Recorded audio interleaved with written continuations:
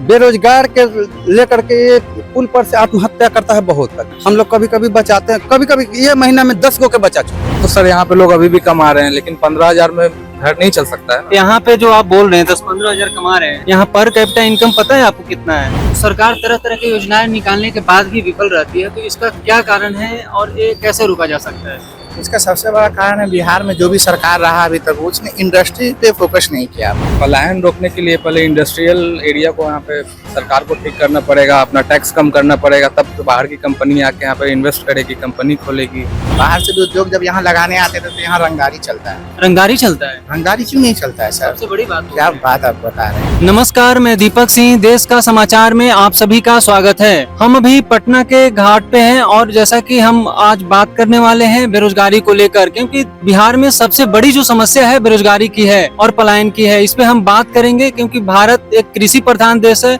और सबसे ज्यादा जो निर्भरता है बिहार की वह कृषि पर है। कृषि पे 65% निर्भरता है। लेकिन हम आज बात करेंगे कि बेरोजगारी और पलायन को कैसे दूर किया जाए। आइए सीधा जनता से आके जानते हैं। बिहार में जो है सबसे बड़ी जो समस्या है बिहार की वो बेरोजगारी है, पलायन है। ये चीज आप भी जानते हैं। तो इससे सरकार बहुत सारी योजनाएं भी लागू कर रहा है, स्टार्टअप योजनाएं, बहुत सारी योजना है, कौशल विकास योजना, लोगों को शिक्षित कर रहा है, युवा को। बावजूद भी जो है पलायन रुकने का नाम नहीं ले रहा है। तो इस पे आप कैसे इसको रोका जाए? योजनाओं सरकार जो है देती है लेकिन हम लोगों के पास आता नहीं है। और जो आता भी है तो उसमें पैसा मांगता है, बड़े बड़े आदमी है, पैसा मांगता है। अब उतना पैसा दे नहीं पाते हैं हम लोग। अब कमाएंगे कि खाएंगे कि उसको पैसा देंगे। अब मान लीजिए कि हमको राशन बनाना है, 4 आदमी को राशन कार्ड बनाने में 3,000 रुपया लगा।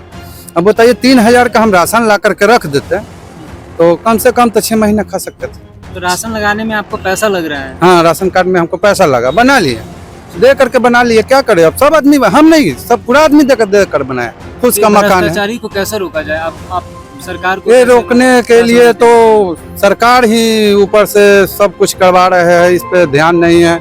इसके ऊपर हर चीज ऑनलाइन कर दिया जाए, हर चीज ऑनलाइन कर दिया जाए। डायरेक्ट सेवा होगा, ऑनलाइन फॉर्म भरेगा, जो पैसा जनता को जो सेवा है वो डायरेक्ट मिलना चाहिए। डायरेक्ट मिलना चाहिए, डायरेक्ट आना चाहिए, खत्म किया जाए, खत्म करना देना चाहिए।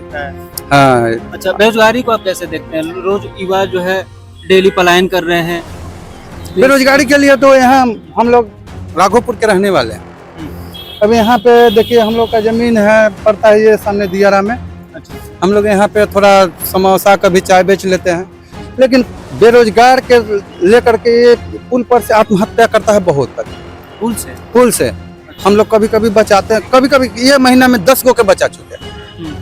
सब बोलता है पढ़ लिख लिए, कोई धंधा नहीं है। पापा मम्मी बोलते हैं कमाने के लिए, क्या पढ़ने लिखने के बावजूद भी रोजगार नहीं, पढ़ लिख के लिए पूरा। देखे हैं एक आदमी का शादी हुआ, पूरा मेहंदी लगा हुआ था, हाथ में ये पैर रंगा हुआ था, वो पुल पर से कूद गया। हम बोले कि भैया क्यों कूदे?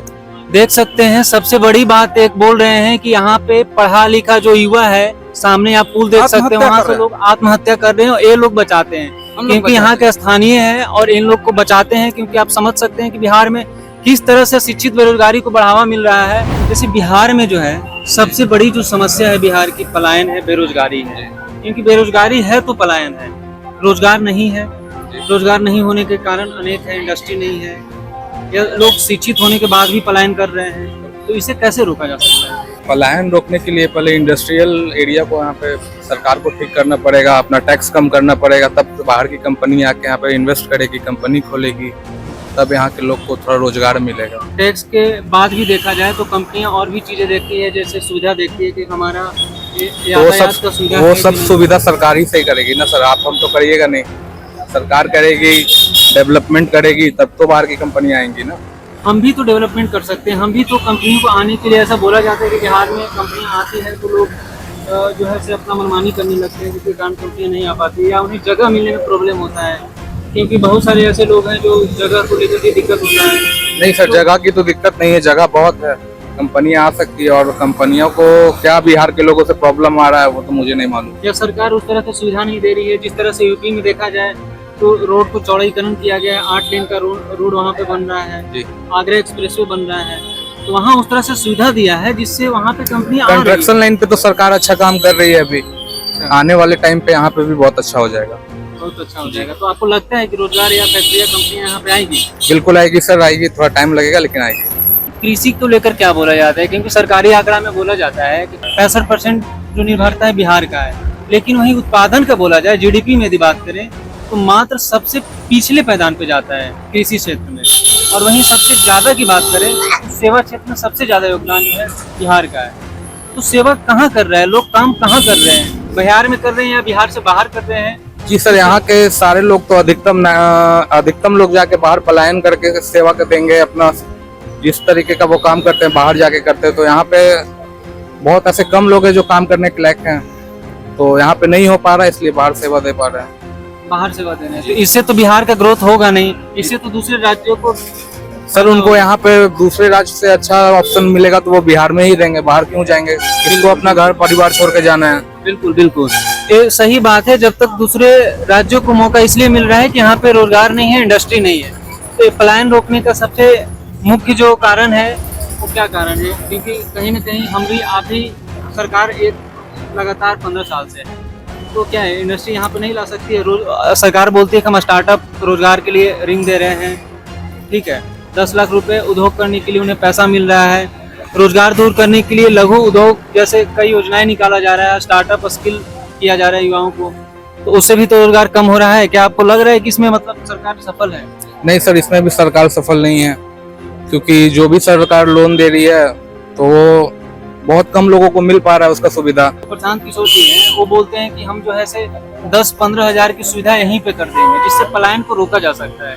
क्या आपको लगता है उसके? 10-15 हजार तो सर यहाँ पे लोग अभी भी कमा रहे हैं, लेकिन 15 हजार में घर नहीं चल सकता है। यहाँ पे जो आप बोल रहे हैं 10-15 हजार कमा रहे हैं, यहाँ पर कैपिटा इनकम पता है आपको कितना है?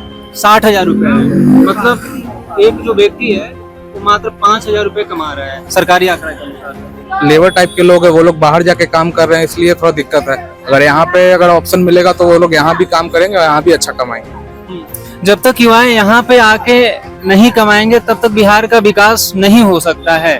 तो इसके लिए सरकार को जागरूक होना पड़ेगा, सरकार के साथ साथ जनता को जागरूक होना पड़ेगा, तभी वो सरकार को इस तरह से करने पे मजबूर करेगी। हम और भी लोगों से बात करेंगे। बिहार में जो है सबसे बड़ी समस्या है बेरोजगारी, पलायन।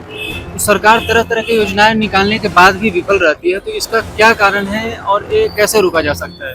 इसका सबसे बड़ा कारण है बिहार में जो भी सरकार रहा अभी तक उसने इंडस्ट्री पे फोकस नहीं किया।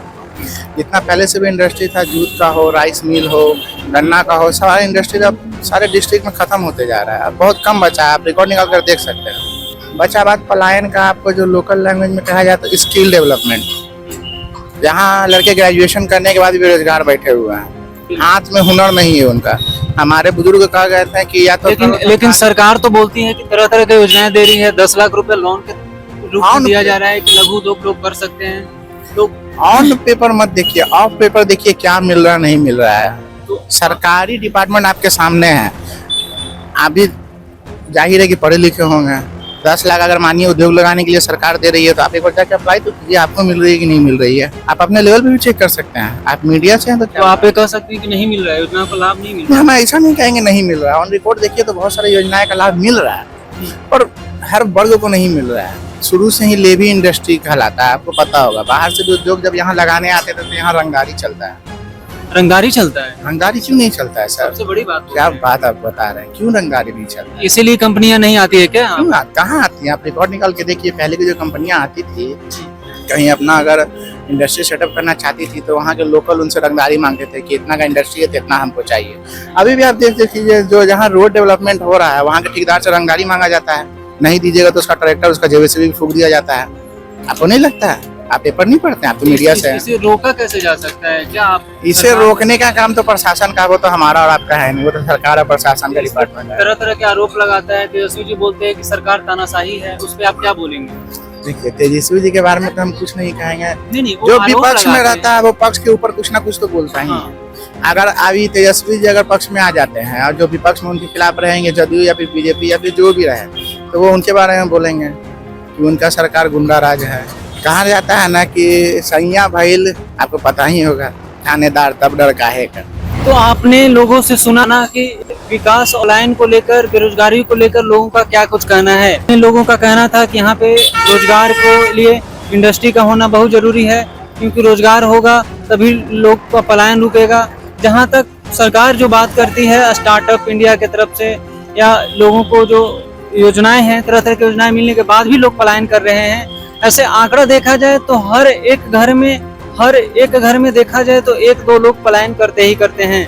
लेकिन बावजूद जो है पलायन रुकने का नाम नहीं ले रहा है, बेरोजगारी बढ़ती जा रही है।